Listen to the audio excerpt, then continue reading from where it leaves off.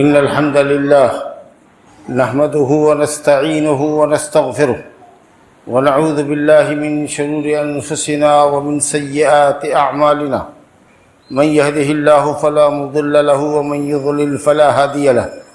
وأشهد أن لا إله إلا الله وحده لا شريك له وأشهد أن محمدًا عبده ورسوله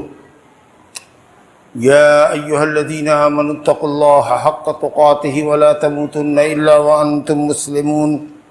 يا أيها الناس اتقوا ربكم الذي خلقكم من نفس واحدة وخلق منها زوجها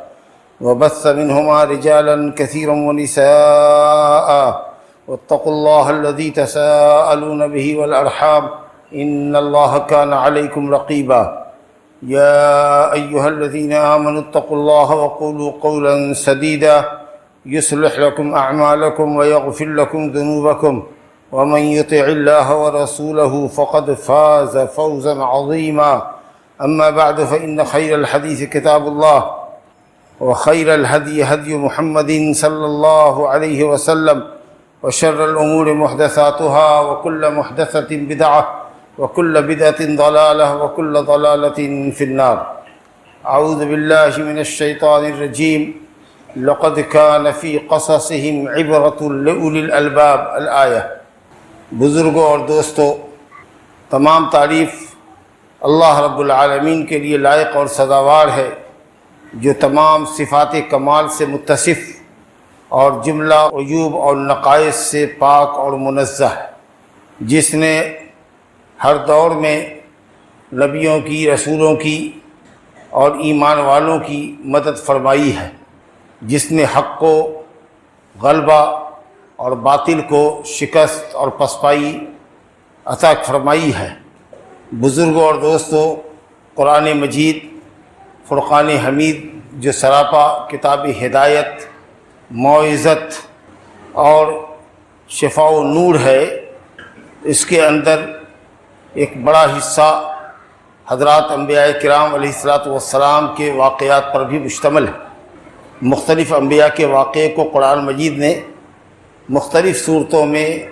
مختلف پیرائے میں اور خاص کر مکی صورتوں کے اندر بیان فرمایا ہے، اور جھٹلانے والی قوموں کی عبرتناک واقعات کو بیان کیا ہے۔ ان نبیوں میں سے جن کا واقعہ بڑی تفصیل سے قرآن مجید میں بیان کیا گیا ہے، حضرت موسیٰ علیہ السلام ہے، جن کو کلیم الرحمن، کلیم اللہ کہا جاتا ہے، جس سے اللہ رب العالمین نے پردے کے پیچھے سے گفتگو فرمائی ہے۔ حضرت موسیٰ علیہ السلام انبیاء بنی اسرائیل میں سب سے معزز اور مکرم نبی گزرے ہیں، اور انہوں نے دشمنوں سے اور خود اپنی قوم بنی اسرائیل سے بہت رنج و الم جھیلا ہے۔ اولو العزم پیغمبروں میں سے بڑے مضبوط ارادے کے نبیوں میں سے آپ کا شمار کیا جاتا ہے، آپ کا شمار ہوتا ہے۔ اللہ رب العالمین کی قدرت کی کوئی انتہا نہیں، اس کی قدرت کے سامنے، اس کی حکمت کے سامنے، اور وہ اپنے تمام امر پر غالب ہے، اس کے سامنے ہر شخص، ہر چیز عاجز اور درمادہ ہے۔ اللہ رب العالمین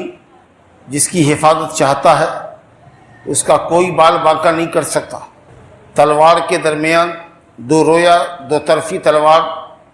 ننگی تلواروں کے درمیان سے اس نے محمد صلی اللہ علیہ وسلم کو ہجرت کی رات محفوظ طریقے سے نکالا اور محفوظ مقام پر پہنچایا، اور غار ثور میں محفوظ طریقہ سے رکھا۔ دشمن ادھر ادھر دور تک نظر دوڑاتے رہے، لیکن اپنے قدموں کے نیچے نہیں دیکھ پا رہے تھے، ورنہ نبی صلی اللہ علیہ وسلم پکڑے جاتے۔ اللہ کے حکم سے نکلے تھے، اس لیے بالکل یقین تھا کہ اللہ دشمنوں کے حوالے نہیں کرے گا۔ ٹھیک جس طریقہ سے حضرت موسیٰ علیہ السلام اللہ کے کہنے پر بنی اسرائیل کو فرعون کے ظلم سے نجات دینے کے لیے لے کے نکلے، رات کے اندھیرے میں جب فرعون اپنے قوم کے ساتھ جشن منا رہا تھا، اس غفلت کا فائدہ اٹھاتے ہوئے حضرت موسیٰ علیہ السلام اپنی قوم بنی اسرائیل کو مصر سے لے کر بھاگے، اور بھاگتے بھاگتے بحر قلزم کے کنارے پہنچے ادھر جب فرعون اپنے جشن سے فارغ ہوا اور اس نے دیکھا کہ موسیٰ اور اس کی قوم ملک چھوڑ چکی ہے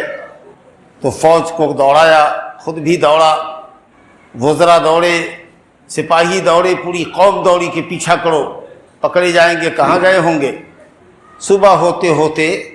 سورج کے نکلتے نکلتے دونوں لشکر ایک دوسرے کو دیکھ رہا تھا، اتنی دوری پر تھا کہ ایک دوسرے کو دیکھ رہا تھا۔ اب کیا کیفیت ہوئی ہوگی بنی اسرائیل کی، جو غلام قوم تھی مصر کے اندر، جس کو زبردستی، زور و ظلم اور عناد و تکبر کی بنیاد پر فرعون نے اپنا غلام بنا رکھا تھا اور مسلسل ظلم و ستم کی چکی میں پیس رہا تھا۔ کیا حال ہوا ہوگا اس قوم کا کہ پیچھے دل بادر فرعون کا مسلح لشکر ہے اور آگے ٹھاٹھے مارتا ہوا سمندر ہے، دائیں بائیں پہاڑ ہے۔ موسیٰ یہ کہاں لے آئے دو چکی کے درمیان پیسنے کے لیے؟ لیکن حضرت موسیٰ علیہ السلام مطمئن ہیں۔ اللہ تعالیٰ اس صورتحال کا انتہائی حسین نقشہ کھینچتا ہے سورہ شعراء کے اندر، فلما تراءى الجمعان قال اصحاب موسیٰ انا لمدرکون۔ جب دونوں لشکر نے ایک دوسرے کو دیکھا تو اصحاب موسیٰ نے موسیٰ سے کہا کہ اب تو ہم پکڑے گئے، اب تو ہم سب کو قتل کر دے گا فرعون۔ حضرت موسیٰ نے کہا کلا، ہرگز نہیں، ہرگز ایسا نہیں ہوگا، ان معی ربی سیہدین، ہمارے ساتھ ہمارا رب ہے، یعنی اس کی نصرت اور حمایت ہم کو حاصل ہے، اس کی تائید ہم کو حاصل ہے، اس کے کہنے پر ہم تم کو لے کر نکلے، وہ کبھی ہمیں دشمن کے حوالے نہیں کرے گا، وہ ہماری دستگیری فرمائے گا، وہ ہماری رہنمائی فرمائے گا۔ فَأَوْحَيْنَا إِلَى مُوسَىٰ أَنْ أَضْرِبْ بِعَصَاكَ الْبَحْرَ فَانْفَلَقَ فَكَانَ كُلُّ فِرْقٍ كَالطَّوْدِ الْعَظِيمِ وَأَزْلَفْنَا ثَمَّ الْآخَرِينَ وَأَنْجَيْنَا مُوسَىٰ وَمَن مَّعَهُ أَجْمَعِينَ ثُمَّ أَغْرَقْنَاهُمُ الْآخَرِينَ۔ ہم نے کہا موسیٰ سے کہ موسیٰ لاٹھی مارو سمندر پر، وہی لاٹھی جو حضرت موسیٰ کے ہاتھ میں رہتی تھی، جو معجزاتی طور پر زمین پر رکھ دی جاتی تو اژدہا بن جاتی، اور ہاتھ میں موسیٰ لیتے تو لاٹھی کی لاٹھی رہتی۔ جیسے ہی پتھر پر لاٹھی مارا تھا 12 راستے بن گئے، کیونکہ حضرت موسیٰ علیہ السلام کی قوم 12 قبیلوں سے تعلق رکھتی تھی۔ وَقَطَّعْنَاهُمْ اثْنَتَيْ عَشْرَةَ أَسْبَاطًا، ہم نے بنی اسرائیل کو 12 خاندان میں بانٹ رکھا تھا۔ جب پانی کی طلب ہوئی تھی، حضرت موسیٰ سے پانی مانگا انہوں نے، تو پتھر پر مارا لاٹھی تو 12 چشمے ابل پڑے تھے کہ ہر قبیلہ اپنا اپنا چشمے سے پانی پیے گا، کسی کے کوئی دھیگا مشتی کی نوبت نہیں آئے گی۔ یہاں بھی 12 راستے بن گئے، اور راستہ کیسا بنا؟ ایک دم پہاڑ کے مانند، فَكَانَ كُلُّ فِرْقٍ كَالطَّوْدِ الْعَظِيمِ، ہر راستے پہ پانی جو کھڑا ہوا وہ پہاڑ کے مانند، ایک بڑے پہاڑ کے مانند کھڑا ہوا، کیونکہ گہرائی نیچے ہے، سمندر کی اتھاہ گہرائی ہوتی ہے، تو یہاں سے لے کر نیچے تک کے لیے اوپر تک لگتا تھا کہ ایک پہاڑ کھڑا ہوا ہے پانی کا، گویا منجمد ہو گیا، برف کی طریقہ سے ٹھہر گیا، خشک راستہ بن گیا۔ قدرت کا کمال دیکھیے اور معجزہ دیکھیے اور اللہ تعالیٰ کی قدرت دیکھیے، ایک لاٹھی سے 12 راستے بنے، 12 دفعہ مارنے کی نوبت نہیں آئی، اور پانی سیال بھی نہیں رہا، پانی منجمد ہو گیا کہ وہ ملے نہیں، راستہ بن گیا۔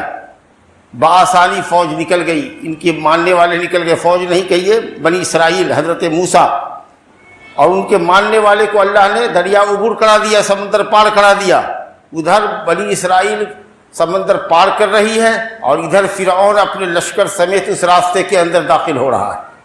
وہ ادھر باہر نکل رہے ہیں، یہ ادھر گھس رہا ہے، اور جیسے ہی اس کا پورا لشکر فرعون اپنے درباریوں سمیت، اپنے لشکر سمیت، پوری ملک مصر کی آبادی سمیت جب بیچ سمندر کے اندر گیا تو اللہ رب العالمین نے پانی سے کہا کہ مل جاؤ۔ فَأَنْجَيْنَا مُوسَىٰ وَمَن مَّعَهُ أَجْمَعِينَ، موسیٰ اس کے ساتھیوں کو تمام کو ہم نے نجات دی۔ وَأَغْرَقْنَا ثَمَّ الْآخَرِينَ، اور پھر اس کے بعد دوسرے جو لوگ اس سمندر میں داخل ہوئے تھے، یعنی فرعون اپنے لشکر سمیت، سب کو ہم نے ڈبا دیا۔ یوں اللہ رب العالمین نے حفاظت فرمائی۔ اور یہ واقعہ کس دن پیش آیا تھا؟ عاشورہ کے دن، 10 محرم الحرام کو، جس کے شکرانے میں کہ اللہ نے ہم کو فرعون سے نجات دی، ہمارے ماننے والوں کو نجات دی۔ حضرت موسیٰ علیہ السلام نے شکرانے میں اللہ سبحانہ و تعالیٰ کے شکرانے میں روزہ رکھا اور سینکڑوں نہیں شاید ہزار یا ہزاروں سال کے بعد جب محمد صلی اللہ علیہ وسلم آئے اور مدینہ ہجرت کر کے تشریف لے گئے اور وہاں جا کر کے یہودیوں کے تعلق سے معلوم ہوا کہ یہ عاشورہ کا روزہ رکھتے ہیں، پوچھا کیا بات ہے؟ کہا یہ عظیم تاریخی دن ہے، اس دن اللہ رب العالمین نے حضرت موسیٰ کو فرعون کے ظلم سے نجات دیا تھا۔ کہا ایسی بات ہے؟ گویا یہ بات نبی صلی اللہ علیہ وسلم کو پہلے سے پتہ نہ تھی۔ قریش جاہلیت میں روزہ رکھتے تھے، نبی صلی اللہ علیہ وسلم بھی مکے میں روزے سے ہوتے تھے، لیکن یہ کہ یہودی بھی روزہ رکھتے ہیں اور اس دن یہ تاریخی واقعہ، عظیم واقعہ پیش آیا ہے اور اللہ کا عظیم احسان نبی موسیٰ علیہ السلام کلیم الرحمن، اللہ کے نبی و رسول اور ان کے ماننے والوں کے ساتھ ہوا ہے، یہ تاریخ آپ کو نہیں معلوم تھی۔ تو آپ نے فرمایا نحن بحق و اولا بے موسیٰ منکم، ہم تم سے زیادہ اے یہودیوں موسیٰ علیہ السلام کی اس خوشی میں شریک ہونے کے حقدار ہیں۔ اور آپ نے روزہ رکھا، صحابہ کرام کو بھی روزہ رکھنے کا حکم فرمایا۔ 1 سال تو بڑی تاکید فرمائی اس روزے پر، یہاں تک کہ کہا کہ جو کھا چکا ہے وہ بھی احترام میں دن کے بقیہ حصے میں بھوکا ہی رہے، اور جس نے فجر کے بعد سے کچھ نہیں کھایا ہے وہ دن میں روزے کی نیت کر لے، نفلی روزہ ہے، دن میں بھی روزہ زوال سے پہلے کیا جا سکتا ہے، اور اگر کھا چکے ہو تو احتراماً آج رک جاؤ۔ یہ 1 سال کے لیے رہا۔ جب رمضان کا روزہ دوسرے ہجرت کے سال فرض ہو گیا تو آپ نے کہا کہ اب جو چاہے رکھے جو چاہے نہ رکھے، یعنی وجوب اور سنت تاکیدی حیثیت ختم کی جا رہی ہے، اب اختیاری حالت ہے کہ محرم کا روزہ جس کو رکھنا ہے وہ رکھے، جس کو نہ رکھنا ہے نہ رکھے۔ لیکن نبی صلی اللہ علیہ وسلم سال بھر، ہر سال اس کے بعد ہر سال روزہ رکھتے رہے، بلکہ انتقال کے 1 سال پہلے آپ نے ارادہ کیا کہ اگلے سال زندہ رہوں گا تو یہود کی مخالفت میں 1 روزہ رکھوں گا اور بھی، تو 10 کو تو رکھنا ہی ہے، 1 روزہ اور رکھوں گا، یہ مطلب ہے۔ یہ ہرگز مطلب نہیں ہے کہ 9 ہی کا روزہ رکھوں گا 10 کو چھوڑ دوں گا، کیونکہ جس دن اللہ کا انعام اور اکرام ہوا ہے، شکرانے کا اصل دن تو وہ ہے، تو اس دن تو رکھنا ہی رکھنا ہے۔ لیکن یہود 1 روزہ رکھتے ہیں، ہم کو ان کی مخالفت کرنی ہے، لہذا ہم 2 روزہ رکھیں گے، تو اس طریقہ سے افضل قرار پایا 2 روزہ۔ آج 9ویں تاریخ ہے، کل 10ویں۔ بہرحال تو بات آئی کہ اللہ رب العالمین نے کس طریقے سے دریا عبور کروایا حضرت موسیٰ کو اور اس کے ماننے والے کو، اور جو وقت کا ظالم سرکش ملحد کافر، بلکہ کافروں کا امام کہہ لیجئے، امام الکافرین والملحدین، انتہائی درجے کا متکبر سرکش جو کہتا تھا انا ربکم الاعلی، میں سب سے بڑا تم لوگوں کا رب ہوں، مجھ سے زیادہ بلند رب کوئی نہیں ہے، اس فرعون کو اللہ رب العالمین نے کتنا بے دست و پا کر دیا، اس کی فوجی فوج کس طریقہ سے بنی اسرائیل کی آنکھوں کے سامنے غرقاب ہوئی۔ یقیناً ایسے واقعے کے اندر ایمان والوں کے لیے عبرت ہے کہ مومن حق پر ہے تو اس کے مقابلے میں باطل طاقت چاہے جتنی بھی مضبوط ہو، اگر مسلمان ایمان اور یقین کے ساتھ دین پر ڈٹا ہوا رہتا ہے تو اللہ سبحانہ وتعالیٰ کی طرف سے نصرت یقینی آتی ہے، حق غالب رہتا ہے اور باطل دم دبا کر بھاگ جاتا ہے۔ وَقُلْ جَاءَ الْحَقُّ وَزَهَقَ الْبَاطِلُ إِنَّ الْبَاطِلَ كَانَ زَهُوقًا، اے نبی کہہ دیجئے کہ حق آ گیا، باطل مزمحل ہو گیا، سرد پڑ گیا، اس کو مزمحل ہونا ہی تھا، ختم ہونا ہی تھا۔ مکے میں مسلمان کتنے کمزور تھے، کس قدر کافروں کے ظلم و ستم کا شکار ہوا کرتے تھے، لیکن جب ہجرت کی مدینہ گئے تو اللہ نے اسلام کو غلبہ نصیب فرمایا، اور 8 سال کے بعد بلکہ 8ویں سال میں ہی آپ نے مکے کو فتح کر لیا، اور وہاں جو کعبۃ اللہ کے اندر اور کعبہ کے ارد و گرد اس کی چھت پر جو سب بت رکھے ہوئے تھے 360، سب کو آپ اپنے ہاتھ کی لکڑی سے، جو ٹیڑھی لکڑی تھی آپ کے ساتھ جو قبضہ میں پکڑ میں آتی تھی، جیسے یہ بیت جو ہمارے ہاتھ میں اسی قسم کی کوئی لکڑی تھی، اور اسے بتوں کو توڑتے جا رہے ہیں، اور یہ آیت پڑھ رہے ہیں وَقُلْ جَاءَ الْحَقُّ وَزَهَقَ الْبَاطِلُ، حق آ گیا، اسلام آ گیا، توحید آ گئی، شرک دب دبا کے باہر پھینکو، سب کو باہر پھینکو، اور اس طریقے سے مکہ فتح ہو گیا۔ وَكَانَ حَقًّا عَلَيْنَا نَصْرُ الْمُؤْمِنِينَ، اللہ کہتا ہے ہم پر حق ہے کہ ہم مومنوں کی مدد کرتے ہیں، بشرطے کہ آپ مومن رہیں، ایمان کے تقاضوں کو پورا کریں۔ اللہ سبحانہ وتعالیٰ کی قدرت بھی عجیب ہے، عظیم ہے، انسان حیران ہے اس کی قدرت کے سامنے۔ جس بنی اسرائیل کو فرعون نے اپنا غلام بنا رکھا تھا، غلام قوم کی تعداد نہ بڑھے، اس کے مردوں کی تعداد نہ بڑھے کہ کل کو یہ تعداد میں جب کثیر ہو جائے تو ہم کو اور ہماری فوج کو آنکھیں دکھانے لگے، فرعون نے حکم دے رکھا تھا کہ ان کے بنی اسرائیل کے بیٹوں کو قتل کر دیا جائے اور بیٹیوں کو زندہ چھوڑا جائے، تاکہ وہ کام ہم ان کی بیٹیوں سے لیں جو بیٹوں سے لیا کرتے ہیں۔ کتنی ذلت کی بات ہے، جو کام بیٹا کرے، ہل چلاوے، رکشہ کھینچے، سامان ڈھوئے، وہ کام ہم بنی اسرائیل کی بیٹیوں سے لیں گے۔ اور اس موقع پر جیسا کہ آپ سنتے ہیں کہ شاید کسی نجومی نے کہہ رکھا تھا، کیا اتھینٹیسی ہے اس کی ہم نہیں جانتے ہیں، کیا صداقت ہے کہ ایک بچہ پیدا ہوگا جس کے اوپر تمہارے ملک کا خاتمہ ہو جائے گا، شاید اس سے بچنے کے لیے، یا وہ وجہ جو ہم نے اصل بنیادی بتائی کہ مظلوم قوم، غلام قوم کی تعداد بڑھنے نہ پائے تاکہ یہ ہمیشہ ہماری غلامی میں جکڑے رہیں۔ جو بھی وجہ ہو، اللہ کی قدرت دیکھیے کہ ٹھیک اسی وقت میں جب بچے چن چن کے قتل کیے جا رہے تھے، جس بچے کے ہاتھ پر فرعون کی حکومت کا خاتمہ ہونا تھا وہ فرعون کے بستر پر پل رہا ہے، اور پلتے پلتے جوان ہوا، اور ایک واقعے کے نتیجے میں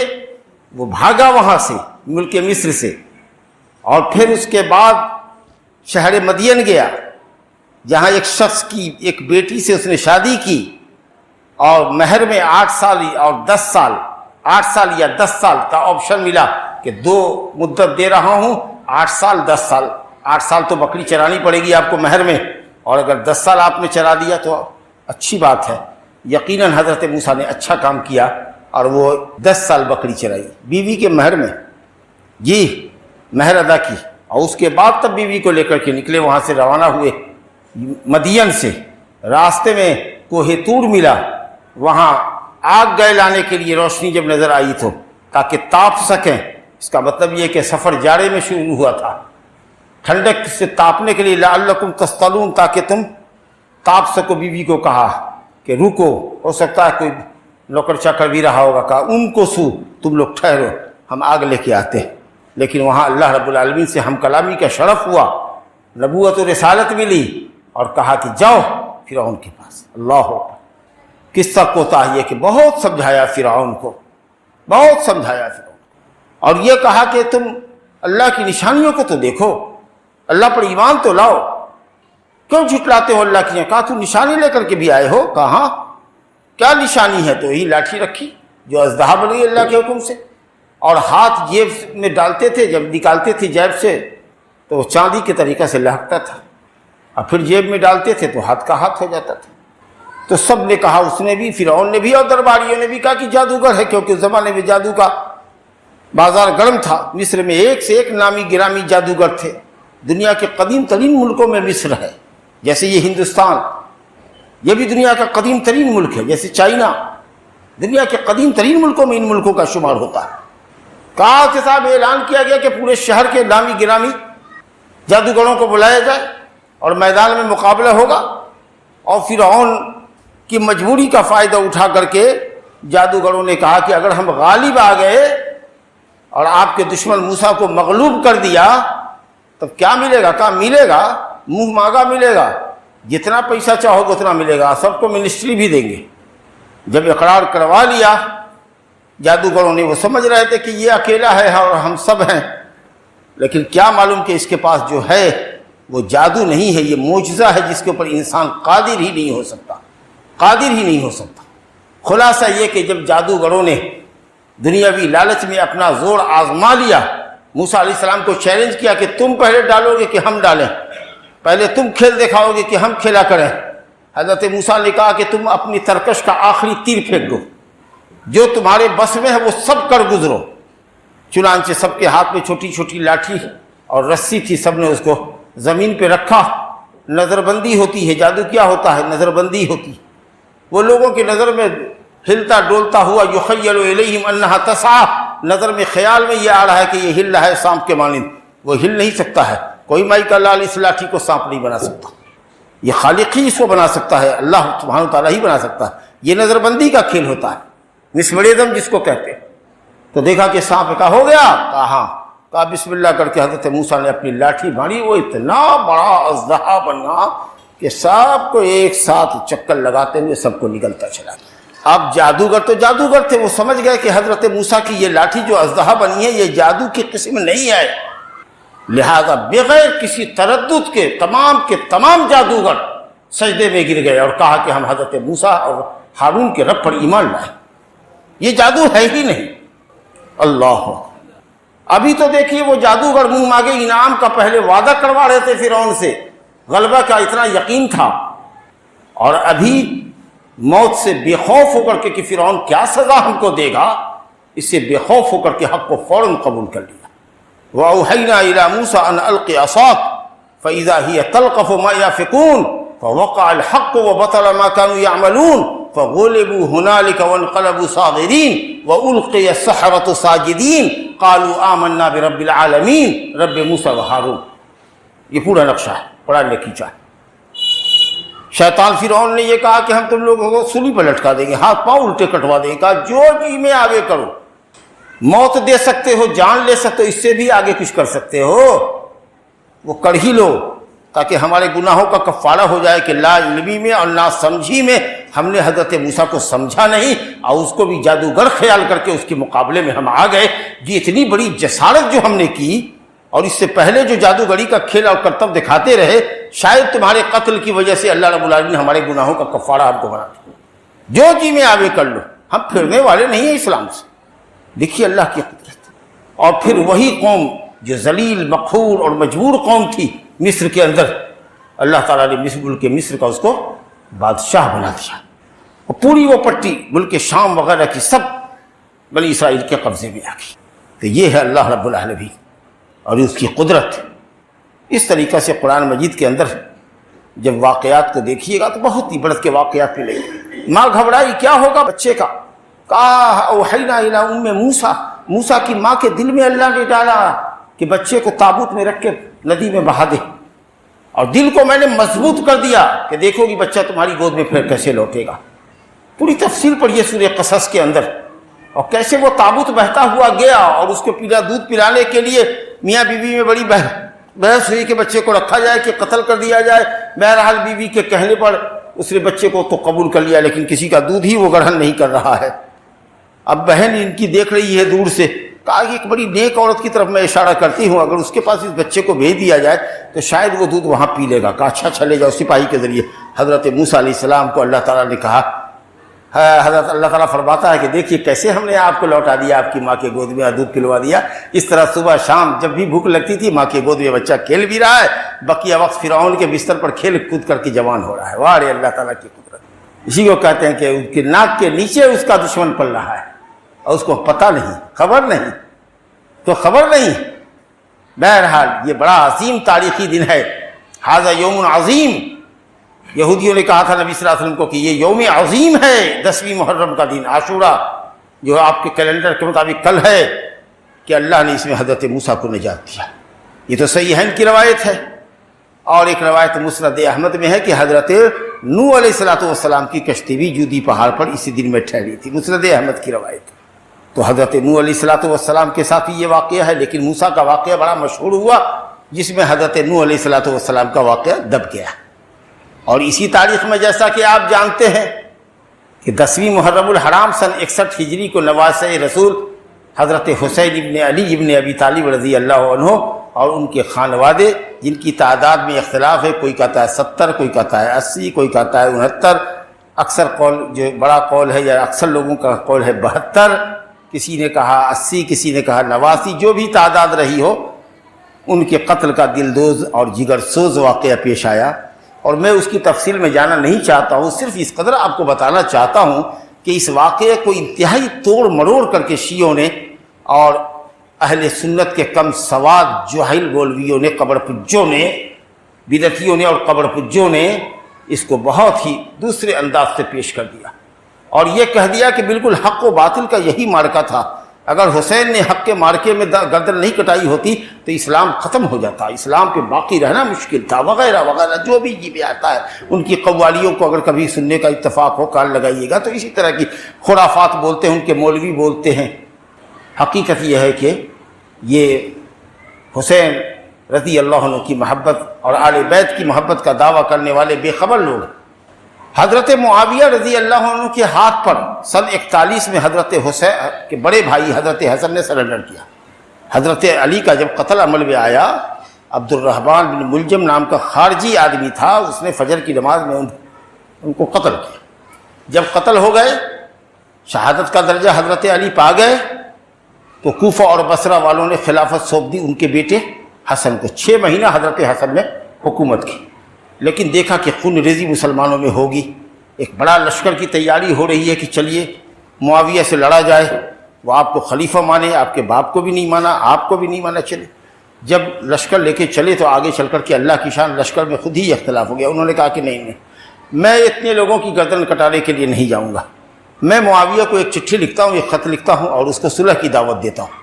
بہرحال جو بھی شرطیں رہی ہوگی ان شرطوں پر اتفاق ہو گیا طرفین سے، اور سن 41 میں خلافت حضرت حسن رضی اللہ عنہ نے معاویہ کے سپرد کر، اور حضرت علی کی خلافت کے وقت سے لے کر آج تک کوئی 4.5 سال تک میں جو اتھل پتھل رہی، ادھر معاویہ شام میں رہے اور ادھر حضرت علی رہے، اور پیرلل حکومت رہی، اور دو مرتبہ جنگیں ہوئی، جنگ صفین اور جنگ جمل،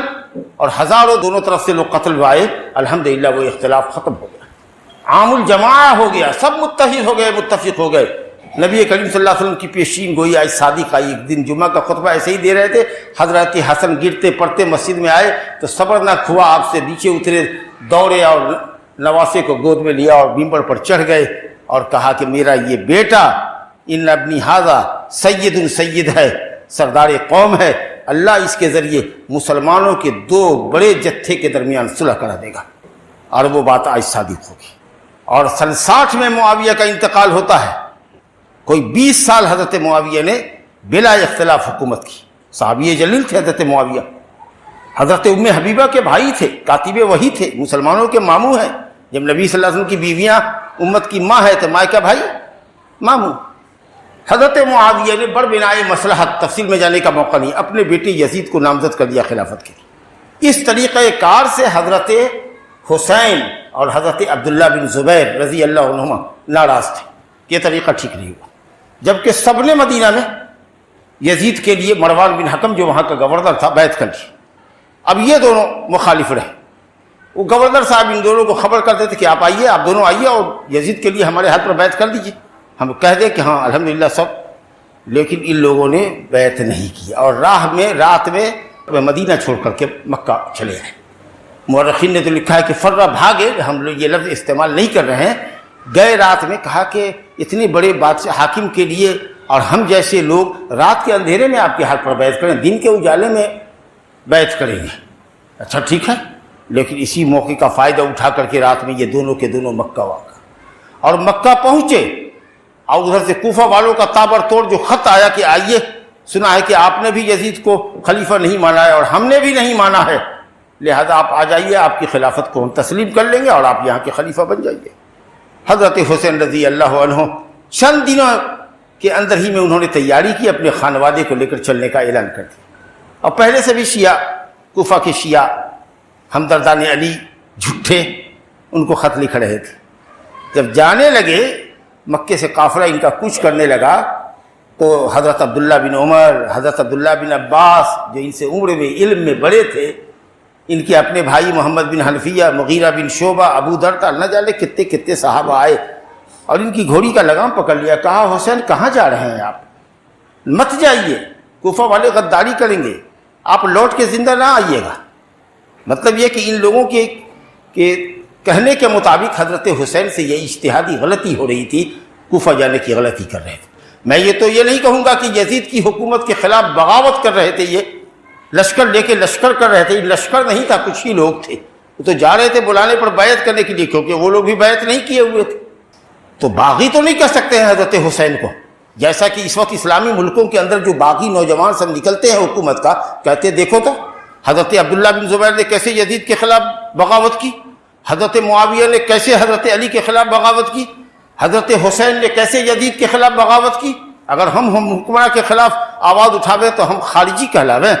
ہرگز نہیں، حضرت حسین نے کبھی بغاوت نہیں کی۔ وہ کچھ لوگوں کے ساتھ نکلے،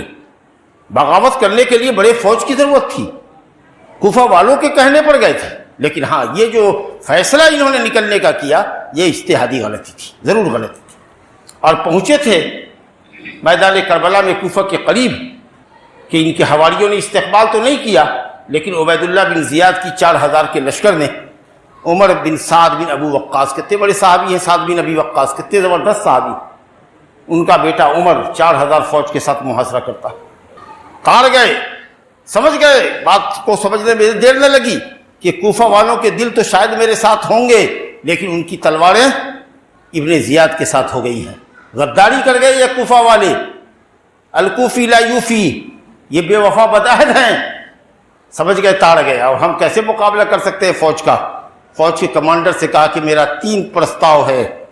مجھے یزید کی خدمت میں لے چلو، میں یزید کے ہاتھ پر ہاتھ رکھ کر کے بیعت کروں گا۔ قسم اللہ پاک کی، یہ امام طبری جو مفسر ہیں، فقیہ ہیں، تاریخ کے مستند مورخ ہیں، علامہ ابن کثیر، علامہ ابن حجر اسقلانی جو اہل سنت کے بڑے بڑے علماء ہیں، انہوں نے لکھا کہ لے چلو یزید کے ہاتھ پر ہاتھ رکھ کے میں بیعت کرتا ہوں، میں لڑنے کے لیے نہیں آیا۔ نہیں، اگر یہ منظور ہے تو مجھے ایک سپاہی کی حیثیت سے اسلامی بارڈر پر رکھ دو، جیسے تم لوگ سرحد کی حفاظت کرتے ہو میں بھی کروں گا۔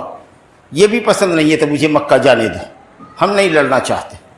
کتنی اچھی تجویز تھی۔ کہتے ہیں کہ حسین نے سب کچھ تو لٹا دیا لیکن بیعت نہیں دی۔ ارے بیعت کے لیے تو حسین تیار تھے، لیکن ان کم بختوں نے بیعت کرنے نہیں دیا، جو کوفہ کے شیعہ تھے، ابن زیاد کی فوج کی کمانڈنگ کرنے والے لوگ، انہوں نے کہا نہیں، آپ کو یزید کے لیے ہمارے ہاتھ پر یہاں بیعت کرنی ہوگی، تب ہم آپ کو گورنر کے پاس لے چلیں گے۔ عبید اللہ کہتا ہے کہ ہمارے ہاتھ پر بیعت کرنی ہوگی، اس کے بعد تب آپ کو یزید کے پاس لے چلیں گے۔ کہا نہیں، ایسا تو نہیں ہو سکتا، جانے تو، کہا نہیں جانے بھی نہیں دیں گے، آپ یہاں آئے کیوں؟ ارے سپاہی بننے دو، کہا نہیں وہ بھی نہیں کرنے دیں گے، یزید کے لیے ہمارے ہاتھ پر بیعت کیجئے، تسلیم کیجئے یزید کو ہمارے ہاتھ پر، اس کے بعد وہاں لے جائیں گے۔ کہا کہ یہ تو نہ ہوگا۔ ارے یہ نہیں ہوگا تو کیا دیکھتے ہو؟ ادھر سے فوج کی طرف سے کسی نے للکارا، چلاؤ تیر، حملہ، اٹیک ہو گیا۔ اب اٹیک ہو گیا تو لڑے، یہ بھی لڑے، جان بچانے کے لیے تو بلی کمزور بھی شیر کے سے پنجہ آزمائی کرتی ہے۔ لیکن بہرحال بہت مظلومی کی حالت میں، مظلوم کہہ لیجئے، وہاں جا کر معلوم ہوتا ہے کہ باغی نہیں تھے، اگر باغی ہوتے تو باغیانہ تیور ہوتا، یہ نہیں ہوتا کہ چلو یزید کے ہاتھ پر میں بیعت کرتا ہوں، چلو میں سپاہی بن کے زندگی گزارتا ہوں، چلو میں جہاں سے آیا ہوں واپس مجھ کو جانے دو۔ باغیوں کا یہ تیور نہیں ہوتا ہے۔ اسی یہ کہنا کہ اسلامی خلافت کے خلاف، اسلامی حکومت کے خلاف بغاوت کا سر بلند کیا جائے، یہاں اور وہاں نوجوانوں کو گڑگڑاتے ہیں ملا مولوی صاحب جو اخوانی قسم کے لوگ ہیں، اور انہی کے سگے بھائی ہیں، یہاں پر نام لے گے تو چونکیے گا، سمجھا کہ نہیں؟ جو اخوانی فکر کے لوگ ہیں، حکومت الہیہ کا دم بھرتے ہیں، ایسے سارے لوگ مڈل ایسٹ کے اندر، عرب کے خطے میں ہلچل مچانے کی ہمیشہ کوشش کرتے رہتے ہیں۔ بغاوت کرو حکمراں کے خلاف۔ حضرت حسین نے بغاوت نہیں کی تھی، اس واقعہ کو پیش کرنا بالکل غلط ہے اور ظلم ہے۔ یوں حضرت حسین کا قتل عمل میں آیا ہے، مظلومانہ قتل ہوا ہے، جگر سوز واقعہ ہے، جتنا بھی افسوس کیا جائے کم ہے۔ اللہ تعالیٰ ان سب کو مقام شہداء نصیب فرمائے، اللہ تعالیٰ حضرت حسین سے راضی اور خوش ہو، ان کی اور ان کے خانوادے کی مغفرت کرے۔ یہ جھوٹ ہے کہ ان کے دندان مبارک کو لاٹھی سے ٹوکا، لکڑی سے ٹوکا یزید نے، یہ کام عبید اللہ بن زیاد نے کیا۔ جسم کربلا کے اندر دفن ہوا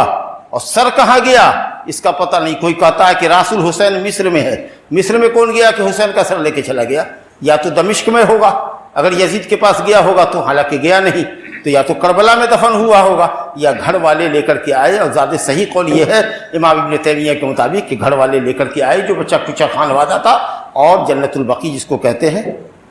اس کے اندر وہ قبر سر دفن کر دیا گیا۔ اب یہاں دو گمراہ فرقے جو تھے، انہوں نے ایک مدت کے بعد تماشا کھڑا کیا۔ جو شیعان علی اپنے کو کہتے تھے، جنہوں نے بلا کے غداری کی، انہوں نے ماتم کا سوانگ رچایا اور مار مار کر کے اپنے پیٹھ کو چھلنی کرتے رہے، اور آج تک کرتے ہیں۔ کالا کپڑا پہنتے ہیں، سوگ مناتے ہیں، جبکہ چیخنا، چلانا، منہ نوچنا، داڑھی نوچنا، عورت کرے کہ مرد کرے بال نوچنا عذاب ہے، گناہ کبیرہ ہے۔ نوحہ کرنے والے کو اللہ تعالیٰ جہنم میں سخت عذاب دے گا۔ یہ ماتم تقریباً 300 سال کے بعد شروع ہوا ہے۔ اور ادھر جو دوسرا فرقہ تھا حضرت علی کے مقابلے میں، جو خوارج نکلے تھے جنہوں نے حضرت علی کو قتل کیا تھا، وہ اس دن 10 محرم کو کھچڑا بناتا ہے، حلوہ بناتا ہے، مانڈا بناتا ہے، اچھا کپڑا پہنتا ہے، بیوی کو کپڑا پہناتا ہے، سرما کاجل لگاتا ہے، اور خوش ہوتا ہے کہ بھلے حضرت علی کا اور بھلے اس کے بیٹے حسین کا قتل عمل میں آیا۔ یہ ہم اہل سنت کے لوگ بڑے افسردہ ہے حضرت حسین کے قتل کے دلدوز واقعے پر، لیکن اسلام میں چونکہ ماتم منانا جائز نہیں ہے، اس لیے اس عمل کو حرام کرتے ہیں ہم شیعوں کے عمل سے اور خوارج کے عمل سے، جو خوشی کا اظہار کرتے ہیں اور جو ماتم کا اظہار کرتے ہیں، دونوں سے اپنی برات کا اظہار کرتے ہیں۔ اور نبی صلی اللہ علیہ وسلم کی سنت کے مطابق ہم اہل سنت کے لوگ 9 اور 10 محرم کا روزہ رکھتے ہیں۔ اللہ رب العالمین امت کو ہوش کے ناخن لینے کی توفیق عطا فرمائے۔ ابھی دیکھیے انہی محرمیوں کی وجہ سے، بدقماشوں کی وجہ سے دیکھیے شہر دربھنگے کے اندر تناؤ پیدا ہو گیا ہے، اور 3 دن کے لیے جو ہے نیٹ بند کر دیا گیا ہے، اور خوف و دہشت کی حالت ہے۔ یہ وہ لوگ ہیں جو نماز نہیں پڑھتے، ان کو حضرت حسین سے کیا محبت؟ یہ ایک تماشا کرتے ہیں، شراب پیتے ہیں، کودتے ہیں، پھانکتے ہیں، اسلام کو بدنام کرتے ہیں۔ قسم اللہ کی جب جب کربلا کی یہ تاریخ آتی ہے اسلام مردہ ہوتا ہے، اسلام رسوا ہوتا ہے۔ وہ شیعہ کے شاعر ہے کہ در قتل حسین اصل میں مرگ یزید ہے، اسلام زندہ ہوتا ہے ہر کربلا کے بعد۔ قسم اللہ کی یہ اسلام کی تاریخ پر سیاہ دھبا ہے، جو ہو گیا ہو گیا، دونوں گزر گئے، عبید اللہ بن زیاد بھی گیا، حسین رضی اللہ عنہ بھی گئے، یزید معاویہ بھی گئے اللہ کے نزدیک۔ تلک امۃ قد خلت لہا ما کسبت ولکم ما کسبتم، سب اپنے اپنے رب کے پاس جا چکے ہیں، سب اپنے اپنے انجام کو پہنچ چکے ہیں۔ تم سے ان کے متعلق سوال نہیں کیا جائے گا، اور ان سے تمہارے متعلق سوال نہیں کیا جائے گا۔ اپنی پرواہ کرو، اپنی پرواہ کرو کہ تم اللہ کو کیا جواب دو گے اپنے عملوں کے متعلق، بس۔ اور یہ دھما چوکری بند ہونی چاہیے۔ اللہ کا بہت شکر اور احسان ہے کہ اس نے ہمیں اور آپ کو صحیح العقیدہ بنایا ہے کہ ہم صحیح عقیدے کے مطابق حضرت حسین سے محبت رکھتے ہیں، ان کے لیے دعائے رحمت و مغفرت کرتے ہیں۔ آل بیت سے محبت ہمارے ایمان کا جز ہے۔ وقت زیادہ ہو گیا، اقول قولی ھذا واستغفر اللہ لی ولکم ولسائر المسلمین من کل ذنب فاستغفروہ انہ هو الغفور الرحیم۔